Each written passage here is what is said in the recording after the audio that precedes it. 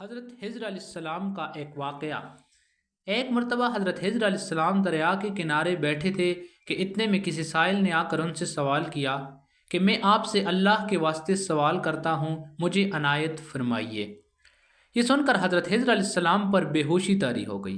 جب کچھ ہوش ہوا تو فرمانے لگے، بھائی میں تو صرف اپنی جان اور مال کا مالک ہوں، تم نے مجھ سے اللہ کے واسطے سوال کیا ہے، لہٰذا میں اپنی جان اور ذات تمہارے حوالے کرتا ہوں، تم جس طرح چاہو اس کو استعمال میں لاؤ، بازار میں فروخت کر کے اس کی قیمت سے فائدہ اٹھاؤ۔ چنانچہ سائل ان کو بازار لے گیا اور ایک شخص ساہمہ بن ارقم کے ہاتھ ان کو فروخت کر دیا۔ یہ خریدار ان کو اپنے گھر لے گیا جس کی پشت پر اس کا ایک باغ تھا۔ چنانچہ سائمہ نے حضرت خضر علیہ السلام کو ایک کدال دے کر کہا کہ اس سامنے والے پہاڑ جو 3 مربع میل رقبے میں واقع ہے، مٹی کاٹ کاٹ کر باغ میں ڈالتے رہیں، اور یہ حکم دے کر ساہمہ اپنی کسی ضرورت سے کہیں چلا گیا، اور حضرت خضر علیہ السلام اس پہاڑ سے مٹی کاٹ کاٹ کر باغ میں ڈالنے لگے۔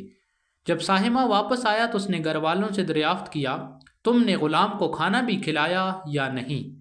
گھر والوں نے جواب دیا، ہمیں معلوم نہیں غلام کہاں ہے۔ یہ سن کر جب ساہمہ خود کھانا لے کر باغ میں آیا تو اس نے دیکھا کہ وہ غلام یعنی حضرت خضر علیہ السلام تمام پہاڑ کی مٹی کاٹ کر ڈال چکے تھے اور اپنے کام سے فارغ ہو کر اپنے مولا حقیقی کی عبادت میں مصروف تھے۔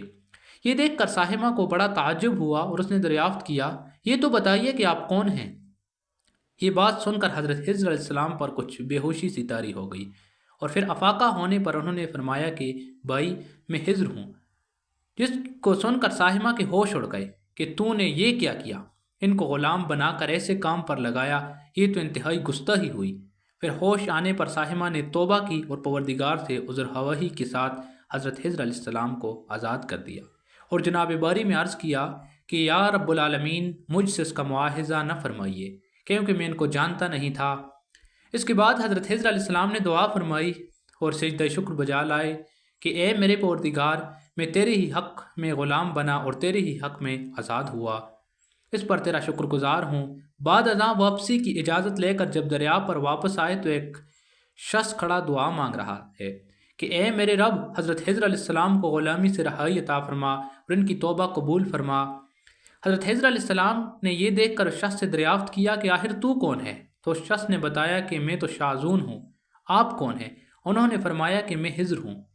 اس کے بعد شاذون نے کہا، اے خضر، تم نے اپنے لیے رہنے کا مکان بنا کر دنیا طلب کی ہے، کیونکہ حضرت خضر علیہ السلام کا دریا کے کنارے پر ایک عبادت خانہ تھا۔ بس یہ سن کر وہ فوراً میدان میں نکل آئے اور وہیں اللہ کی عبادت میں مصروف ہو گئے۔ اس کے بعد حضرت خضر علیہ السلام نے اسی جگہ ایک درخت لگایا اور اس کے سائے میں عبادت شروع کی تو آواز آئی، اے خضر، جب تم نے درخت کے سائے میں سجدہ کیا تو تم نے دنیا کو آخرت پر ترجیح دی۔ مجھے اپنی عزت اور جلال کی قسم، مجھے دنیا کی محبت میں رضامندی نہیں ہے۔ اس کے بعد حضرت خضر علیہ السلام نے شاذون فرشتے سے کہا، اے شاذون، دعا کر کے اللہ تعالیٰ میری توبہ قبول فرمائے۔ چنانچہ شاذون نے دعا کی اور اللہ تعالیٰ نے شاذون کی برکت سے حضرت خضر علیہ السلام کی توبہ قبول فرمائی۔ حاصل، خدا کے برگزیدہ بندے اسی حالت میں راضی رہتے ہیں جو اللہ کو منظور ہو۔ بے شک ہماری فلاح بھی اسی میں ہے کہ زندگی کے ہر موڑ پر آنے والے ہر بیچ و ہم میں ہم راضی رہیں، اللہ تعالیٰ کی چاہت کو سامنے رکھ کر زندگی گزاریں۔